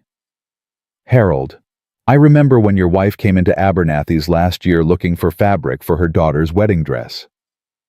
Mrs. Callahan had told all the other shops not to serve her because she'd spoken out against the new interest rates. I sold her the fabric anyway. Do you remember? Harold's face crumpled. My daughter looked beautiful. Emma still talks about that dress. I'm not asking you to betray anyone. I'm asking you to do your job. Let me see the records that are legally mine to see. Harold hesitated for one more agonizing moment. Then he nodded. The files are in the back. I'll get them for you. And Harold. Clara's voice stopped him. If Theodore asks, you can tell him I threatened legal action. That way, you're not choosing sides. You're just following the law. Harold's relief was visible. Thank you, Mrs. Tanner. 15 minutes later, Clara was bent over a stack of yellowed documents, her finger tracing lines of faded ink. Elijah stood behind her, unable to read the legal jargon, but unwilling to leave her side. There! Clara's voice was triumphant. She jabbed her finger at a date on one of the older documents. Right there. What is it? The original tax assessment for your land was filed in 1878 under the old territorial system. Your father paid in full that year and every year after. Clara flipped to another document. But look at this. Theodore's claim is based on a reassessment from 1882 using the new valuation methods. In English, Clara. He's trying to apply new tax rates to an old claim retroactively. It's illegal. Clara gathered the documents carefully. Under the 1881 Reform Act, properties assessed under the old system are grandfathered in. The new rates only apply to new acquisitions or voluntary reassessments. Your father never requested a reassessment. This entire debt is fabricated. Elijah's jaw dropped. You're telling me Theodore made up a debt and tried to steal my land? That's exactly what I'm telling you. Clara stood, her eyes blazing. And I can prove it. There's more, Harold said quietly from behind them. Clara turned. The clerk was holding another folder, his hands trembling. You didn't get this from me, Harold whispered. But Theodore has been doing this to other families too. The Hendersons, the Murphys. The Clemens family lost their whole spread last spring. Clara took the folder. Inside were copies of half a dozen fraudulent tax claims, all using the same illegal reassessment method. He's been stealing land across the entire valley, Clara breathed. His father doesn't know. Harold's voice was barely audible. Old Mr. Callahan retired to Denver last year. Theodore's been running things his own way ever since. If his father found out, Theodore would be ruined. Clara's mind raced. Harold, I need copies of all of these documents. Every single one. I could lose my job. You could save a dozen families from losing their homes. Harold hesitated. Then he squared his thin shoulders. The copying will take a few hours. Come back after dark. I'll have everything ready. Clara reached out and squeezed his hand. Thank you, Harold. You're a braver man than anyone in this town has given you credit for. They left the clerk's office and stepped onto the dusty street. Clara's heart was pounding with the enormity of what she'd discovered. This is bigger than us, she said to Elijah. Theodore isn't just trying to steal our land. He's been running a fraud scheme across the whole territory. What do? We take him down, all the way down. Clara's eyes were fierce. But first I need to send a telegram. Dr. Whitfield, your brother in Denver. What's his name? Arthur. Arthur Whitfield. I need to wire him tonight. This case is going to need a lawyer. I'll handle it. Dr. Whitfield nodded. And Clara. My brother hates Theodore Callahan almost as much as you do. He'll take the case for free. The telegram was sent that evening, and the reply came back within 3 hours. Arthur Whitfield was taking the train to Silver Creek. He would arrive in 2 days. Clara and Elijah took rooms at the boarding house, the same establishment that had thrown Clara out 6 months ago. Mrs. Henderson, the owner, had the grace to look ashamed when Clara walked through the door. Mrs. Tanner, we have rooms available. I know you do. Clara's voice was cool. We'll take your best one. And I'll pay in advance. I know how concerned you are about your reputation. Mrs. Henderson flushed red, but said nothing. She handed over the key with trembling hands. That night, Clara couldn't sleep. She stood at the window of their room looking out at the dark streets of Silver Creek, her mind churning. You should rest. Elijah's voice came from behind her. Tomorrow's going to be a long day. I can't stop thinking about all those families. The Hendersons, the Murphys.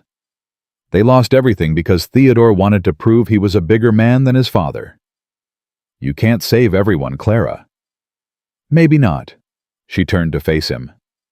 But I can try. Elijah crossed the room and pulled her into his arms. For a long moment, they stood together in the darkness, holding each other. I've been thinking, Elijah said quietly. About what you said. About us being partners. What about it? I've spent 2 years pushing people away. Martha died and I just closed down. I thought if I didn't let anyone in, I couldn't get hurt again. And now I realize how much I've missed. Elijah pulled back to look at her face. You came into my life like a wildfire, Clara Tanner. You burned down all the walls I'd built and made me feel things I thought were dead. Clara's breath caught. Elijah, I love you. The words came out rough, almost painful. I should have said it before. I should have said it the night you ran into that fire for Benny. I should have said it every day since. But I was scared. Scared of what? Scared that if I said it out loud, God would take you away from me. The way he took Martha. Elijah's voice cracked. But I'm more scared of never saying it at all. So I'm saying it now. I love you, Clara. And whatever happens tomorrow, I need you to know that. Clara reached up and touched his face, feeling the rough stubble beneath her fingertips. I love you too, she whispered. I think I've loved you since the moment you walked into that dress shop and offered me a life I didn't dare dream of. Elijah kissed her, then soft and slow and full of promise. And for the first time since their wedding day, the marriage of convenience felt like something else entirely. It felt like home. The next 2 days passed in a blur of preparation. Arthur Whitfield arrived on the noon train, a sharp-eyed man in a tailored suit who looked nothing like his country doctor brother. Mrs. Tanner. He shook Clara's hand firmly. James has told me everything. You've done remarkable work. The work isn't finished yet. No, it isn't. Arthur spread the documents across the table of their boarding house room. What you've uncovered here is fraud on a territorial scale. If we present this properly, Theodore Callahan won't just lose the land claims. He'll go to prison. What do we need to do? We confront him, publicly, give him the chance to surrender before we take this to the territorial court. Arthur smiled grimly. Men like Theodore are cowards at heart. When faced with real consequences, they crumble. And if he doesn't crumble, then we destroy him. The Silver Creek Bank was the largest building in town, a 2-story brick structure designed to intimidate farmers and ranchers into submission. Clara walked through the front door like she owned the place. Theodore was sitting behind his father's massive oak desk when the door to his office burst open. His expression shifted from annoyed to shocked to furious in the space of a heartbeat. "What is the meaning of this?" He rose from his chair, his face flushing red. "You can't just barge in here." "Sit down, Theodore." Clara's voice cracked like a whip. "We need to talk about your fraudulent tax claims." Theodore's eyes darted to Elijah, who had positioned himself by the door, arms crossed over his massive chest. Then to Arthur Whitfield, whose tailored suit and confident bearing screamed Denver lawyer. "I don't know what you're talking about." "Then let me refresh your memory." Clara slapped the stack of documents onto his desk. The Tanner property was assessed in 1878 under the old territorial system. Your so-called back taxes are based on an illegal retroactive reassessment from 1882. A reassessment that was never requested, never authorized, and never legal. Theodore's face drained of color. "I don't know where you got those documents, but they don't prove anything. They prove you're a fraud." Clara leaned forward, planting her hands on his desk. "They prove you've been manufacturing debts to steal land from hardworking families. And they prove that when I take these documents to the Territorial Land Commissioner in Denver, your banking license will be revoked and you will go to prison." "You wouldn't dare." "Try me." Clara's eyes locked onto his. "You called me worthless, Theodore. You said I was broken soil. You told the whole town I was damaged goods." Her voice dropped to a whisper. "Do you have any idea what I would dare to do to protect my family?" Theodore's hand was trembling slightly as he gripped the edge of his desk. "There's more," Arthur Whitfield said smoothly, stepping forward. "We have documentation showing you've used this same scheme on at least 6 other families. The Hendersons, the Murphys, the Clemens, all victims of your fraud. That's impossible. Those records are available to any citizen who requests them, as Mrs. Tanner so eloquently demonstrated." Arthur smiled coldly. "I've already wired the territorial court. Judge Harrison is very interested in seeing this evidence." Theodore's composure cracked completely. He stumbled back from his desk, his face ashen. "You don't understand. My father. If this gets out, he'll disown me. He'll take everything. You should have thought of that before you started stealing from hard-working families." Clara felt no sympathy. "Before you stood in the street and called me barren trash in front of the whole town. I was angry. You embarrassed me. So you decided to destroy my life to make sure no one would ever want me." Clara's voice rose. "And when that wasn't enough, you came after my husband's land, after the home where I'm raising 3 children who already lost one mother." "I didn't think." "No, you didn't." Clara slammed her hand on the desk. "You never think, Theodore. You just take whatever you want and assume there won't be consequences." "What do you want?" Theodore's voice was barely a whisper. "I want you to void every fraudulent claim you filed. The Tanners, the Hendersons, the Murphys, every single one." "Done. I'll do it right now." "I'm not finished." Clara straightened her voice cold as mountain ice. "I want signed documentation that all affected properties are free and clear. I want you to return every penny you stole from those families. And I want a public apology." "A public apology?" Theodore's jaw dropped. "You want me to humiliate myself in front of the entire town?" "You humiliated me in front of the entire town. You called me worthless. You said no man would ever want me. You destroyed my reputation and my livelihood." Clara's eyes blazed. "So yes, Theodore, I want you to stand on that boardwalk and admit in front of everyone that you were wrong about me." "And if I refuse?" Arthur Whitfield cleared his throat. "Then we proceed with criminal charges. Fraud, embezzlement, conspiracy to deprive citizens of property. You'll be looking at 10 to 15 years in territorial prison." Theodore's face crumpled.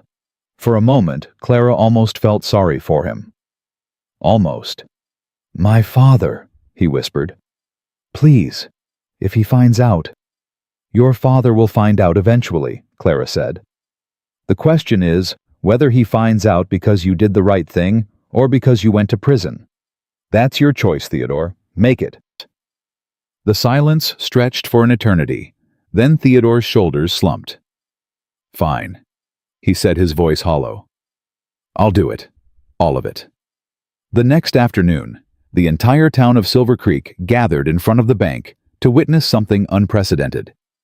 Theodore Callahan, heir to the most powerful family in the county, stood on the wooden boardwalk with a piece of paper in his shaking hands. His face was gray, his eyes fixed on the ground. "I, Theodore James Callahan, do hereby publicly apologize to Mrs. Clara Tanner for statements made regarding her character and fitness." His voice was barely audible. "I further acknowledge that the tax claim against the Tanner Ranch was filed in error and has been voided in its entirety." He paused, visibly struggling with the next words. "I also apologize to Mrs. Tanner for personal remarks made during the termination of our engagement. Those remarks were cruel, unfounded, and designed to cause maximum harm to her reputation." Theodore swallowed hard. "Mrs. Tanner is not broken. She is not worthless. She is, in fact, one of the strongest and most capable women I have ever known. I was wrong about her. I was wrong about everything." The crowd was silent, stunned. Clara stood beside Elijah, her hand tucked into the crook of his arm. She didn't smile. She didn't gloat. She simply watched as Theodore crumpled the paper and retreated into the bank, his face burning with humiliation. "You did it." Elijah's voice was thick with emotion. "You actually did it. We did it." Clara looked up at her husband. "I couldn't have done any of this without you.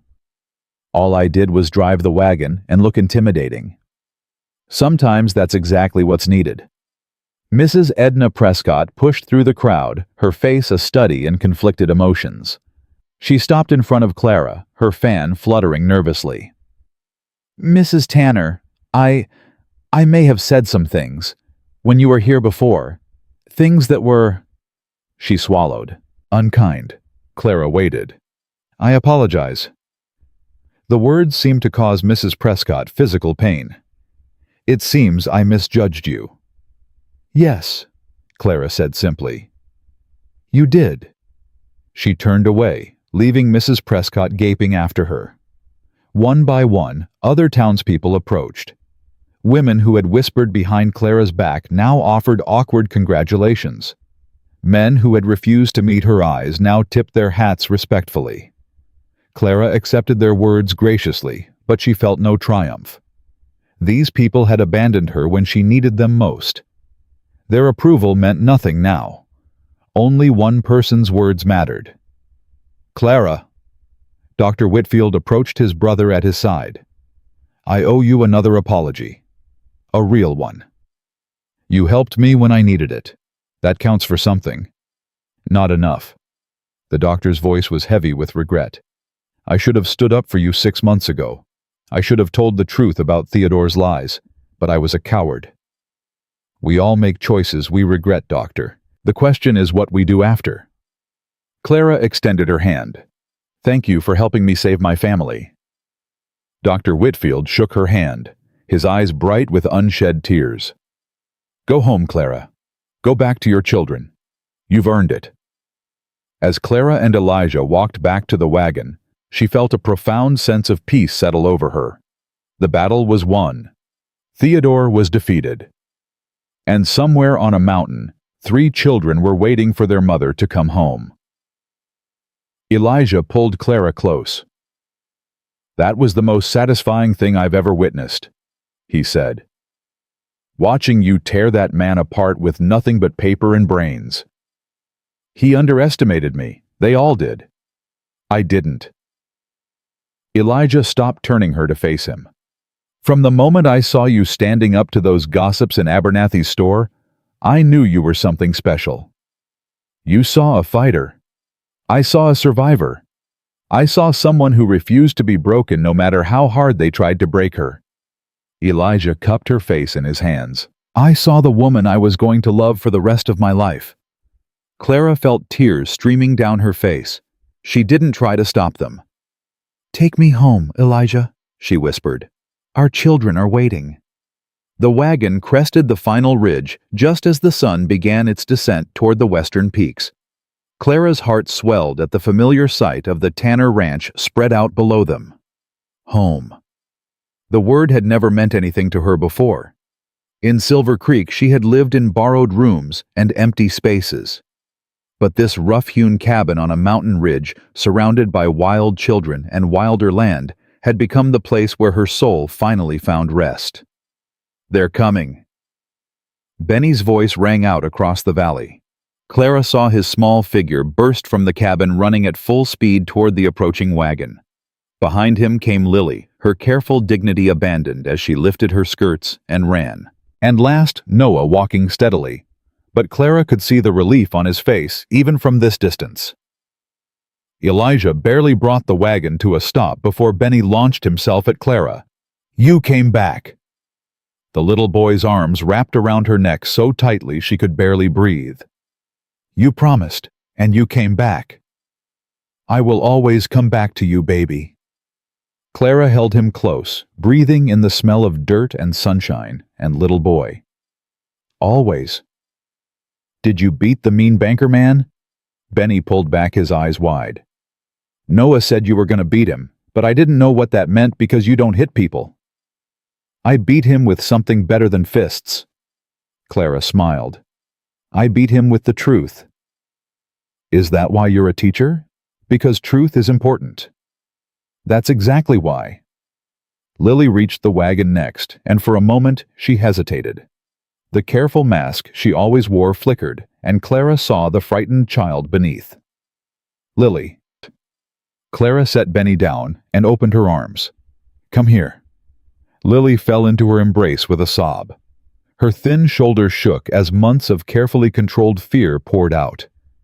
I was so scared, Lily whispered.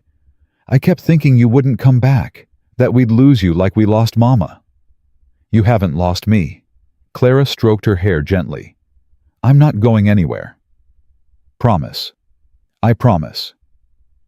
Noah stood apart, watching his arms crossed over his chest. But his eyes were soft, and when Clara looked at him, he nodded once. You did good, he said quietly, fighting for us like that. I didn't just fight for you, Noah. I fought for us, for our family. Clara reached out and rested her hand on his shoulder. We're in this together now, all of us. Noah's careful composure cracked just slightly. Ma would have liked you. Clara felt tears sting her eyes. It was the highest compliment Noah could offer, and they both knew it. I hope so, she said softly. I hope I can be even half the mother she was. That evening, the family gathered around the dinner table for the first time as something new. Not just survivors sharing a roof, but a real family bound together by choice and love and the battles they had fought side by side. Lily had insisted on cooking a special meal to celebrate, and Clara had helped her without taking over, letting the little girl have this moment of pride. Tell us everything, Noah demanded as they ate. What happened in Silver Creek? What did you say to him? Clara glanced at Elijah, who nodded. I told him the truth. I showed him the documents that proved his fraud. Clara's voice was steady. And I made him apologize. In front of the entire town. He apologized? Lily's eyes went wide. The man who called you, who said those awful things, he did. Did he cry? Benny asked eagerly. Noah says mean people cry when they get beat. He didn't cry. But he was very, very sorry. Good. Benny stabbed his fork into a potato with satisfaction. Mean people should be sorry. There's something else. Elijah's voice cut through the chatter. He looked at Clara, his gray eyes warm. Something we need to tell you.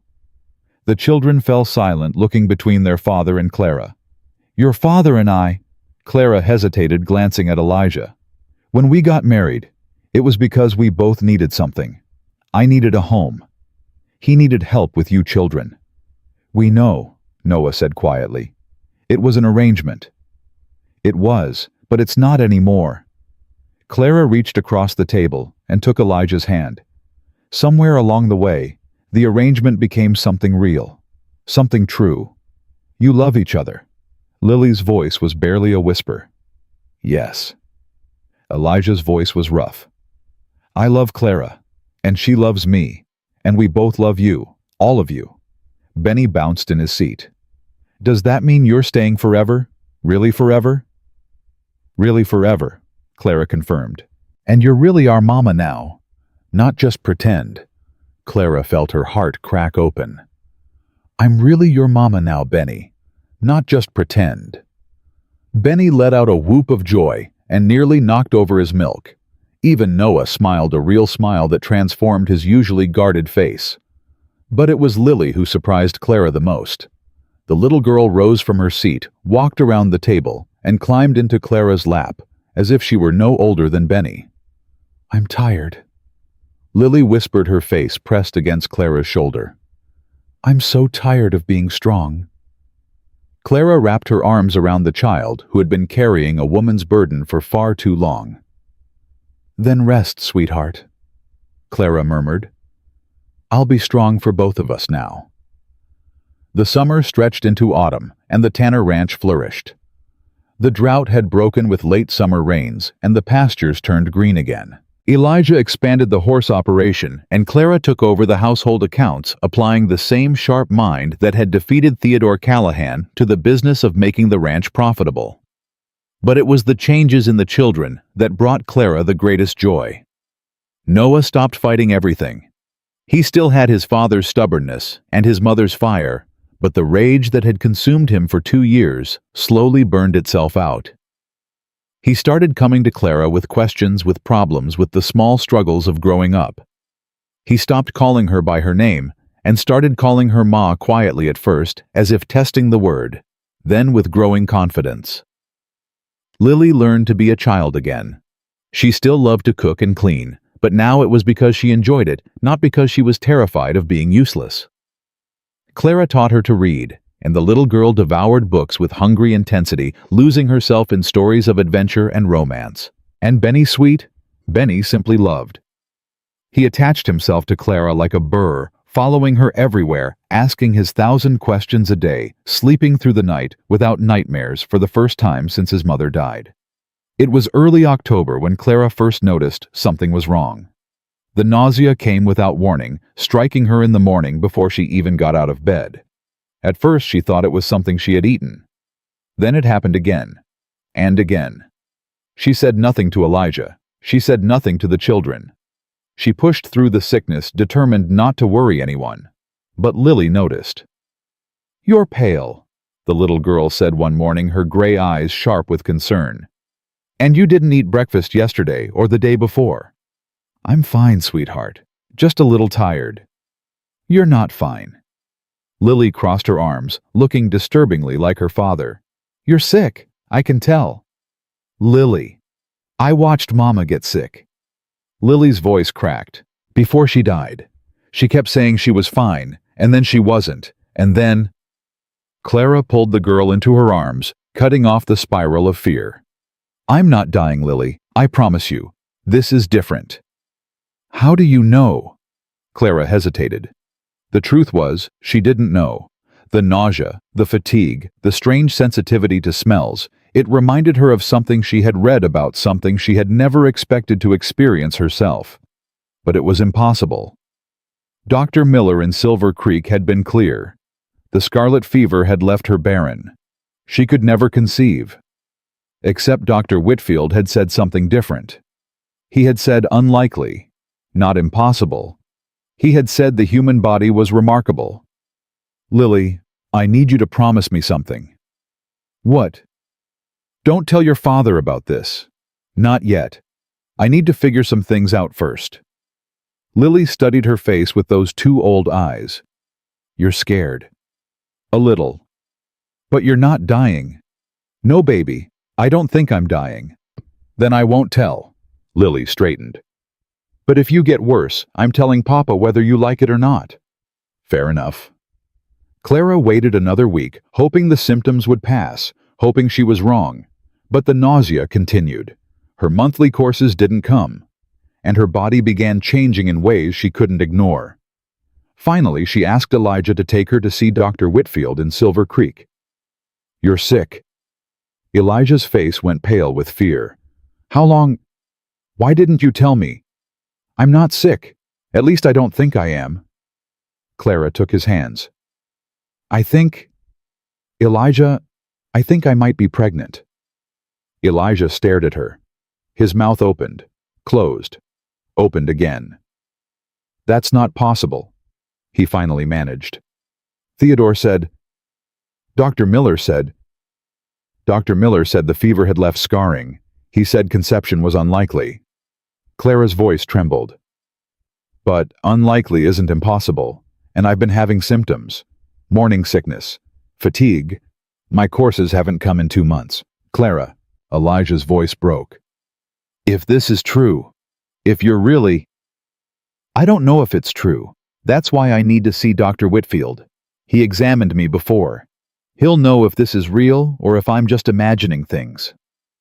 Elijah pulled her into his arms, holding her so tightly she could barely breathe. "Whatever happens," he whispered fiercely, "whatever the doctor says, you are already a mother.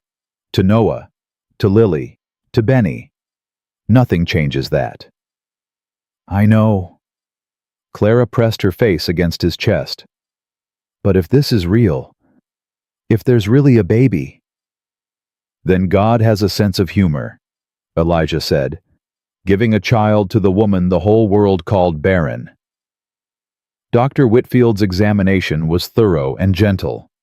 Clara lay on the table, her heart pounding, while the doctor pressed and listened and asked questions. Finally, he straightened a strange expression on his face.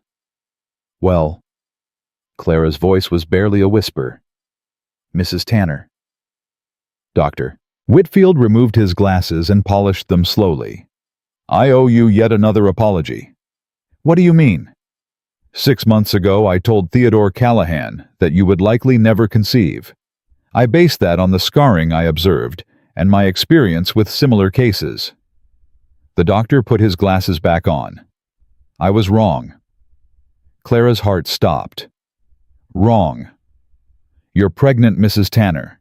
About 3 months along by my estimation. The baby is healthy and developing normally." The world tilted. Clara gripped the edge of the examination table, afraid she might faint. "That's not possible," she heard herself say. "The scarlet fever, the damage. The human body is remarkable." Dr. Whitfield smiled gently. "I've seen women with far worse damage bear healthy children. Sometimes nature finds a way." "I'm pregnant." Clara's voice cracked. "I'm really pregnant." "You're really pregnant." The door burst open. Elijah stood in the frame, his face wild with desperate hope. "I heard. Is it true?" Dr. Whitfield nodded. "Congratulations, Mr. Tanner. You're going to be a father again." Elijah crossed the room in 2 strides and fell to his knees beside Clara's table. Tears streamed openly down his weathered face as he pressed his forehead against her stomach. "Hello in there," he whispered to the life growing inside her. "I'm your papa. I already love you more than you can imagine." Clara wept. She wept for the years of shame and humiliation. She wept for the cruel words that had followed her like a curse. She wept for the woman she had been in Silver Creek, the woman who believed she was broken beyond repair. And she wept for joy. Pure, overwhelming, impossible joy. They returned to the ranch that evening, barely able to contain their secret. But children have sharp eyes, and within an hour of their arrival, Benny was tugging at Clara's skirt. "You look different," he said accusingly. "You look shiny. Shiny. Like when Papa looks at the horses he loves." Benny's face scrunched up. "Why are you shiny?" Clara knelt down and took his small hands in hers. "Benny, can you keep a secret?" "I'm very good at secrets. I didn't tell anyone about the time Noah put a frog in Lily's bed." Clara heard Noah groan from across the room. "This is a bigger secret than that." Clara glanced at Elijah, who nodded. "Benny, you're going to be a big brother." Benny's face went blank. "What? There's a baby growing inside me. In a few months you're going to have a little brother or sister." Benny's eyes went huge. "A real baby. Like a puppy, but a person." "Exactly like a puppy, but a person. Can I hold it? Can I teach it things? Can I tell it stories like you tell me?" The questions tumbled out in an excited rush. Yes to all of those things. Benny let out a shriek of joy that probably carried all the way to Silver Creek. He ran to Lily and Noah, shouting the news at the top of his lungs. "A baby! We're getting a baby!" Lily's face went through a complicated series of emotions. Shock, disbelief, and then slowly a tremulous smile. "Really?" she whispered. "After everything they said about you? Really?" Clara opened her arms and Lily fell into them. "Turns out I'm not broken soil after all." Noah stood apart watching his family celebrate. His expression was unreadable. Clara gently released Lily and walked over to her oldest son. "Noah, are you all right?" "I'm thinking about Ma." Noah's voice was quiet. "She died having Benny. The same thing could happen to you." Clara's heart ached. Of course, that was where his mind had gone. He had watched his mother bleed out in childbirth. The terror must be overwhelming. "Noah, look at me." Clara took his face in her hands, forcing him to meet her eyes. "I am not your mother. What happened to her was a tragedy that no one could have predicted or prevented. But I'm healthy, I'm strong, and I will fight to come back to you, just like I fought to come back from that fire, just like I fought Theodore Callahan. I don't give up. You promise?" Noah's voice cracked. "You promise you won't leave us?" "I promise I will do everything in my power to stay. I promise I will fight for every breath. And I promise that no matter what happens, you are my son, Noah Tanner. Nothing will ever change that." Noah's composure finally broke. He collapsed into Clara's arms, sobbing against her shoulder, like the 12-year-old boy he still was. "I can't lose another mother," he wept. "I can't." "You won't." Clara held him tight. "You won't." The winter passed slowly, the snows piling high around the cabin. Clara's belly grew round and full, and the children tracked its progress with obsessive attention. Benny talked to the baby every night before bed, telling it stories about horses and frogs, and the time he got lost in a fire, and his mama came to save him. Lily sewed tiny garments with careful stitches, creating a wardrobe fit for a prince or princess. And Noah appointed himself Clara's personal guardian, refusing to let her lift anything heavier than a teacup. "I'm pregnant, not made of glass," Clara said one day in exasperation as Noah took yet another bucket from her hands. "You're carrying my brother or sister. That makes you precious cargo." Noah's voice brooked no argument. "So sit down and let me do this." Clara sat, and secretly she smiled. The baby came in early April as the snow was finally melting and the first wildflowers were pushing through the frozen earth. The labor was long and hard, but Clara fought through every contraction with the same fierce determination that had carried her through fires and courtrooms and the cruelest judgments of men. Elijah stayed by her side throughout, holding her hand, whispering encouragement, weeping openly when he feared he was losing her. And when the baby finally arrived, screaming its outrage at the cold mountain air, Dr. Whitfield, who had ridden up from Silver Creek 3 days earlier, placed the tiny bundle in Clara's arms. "It's a girl," he announced. "A perfect, healthy girl.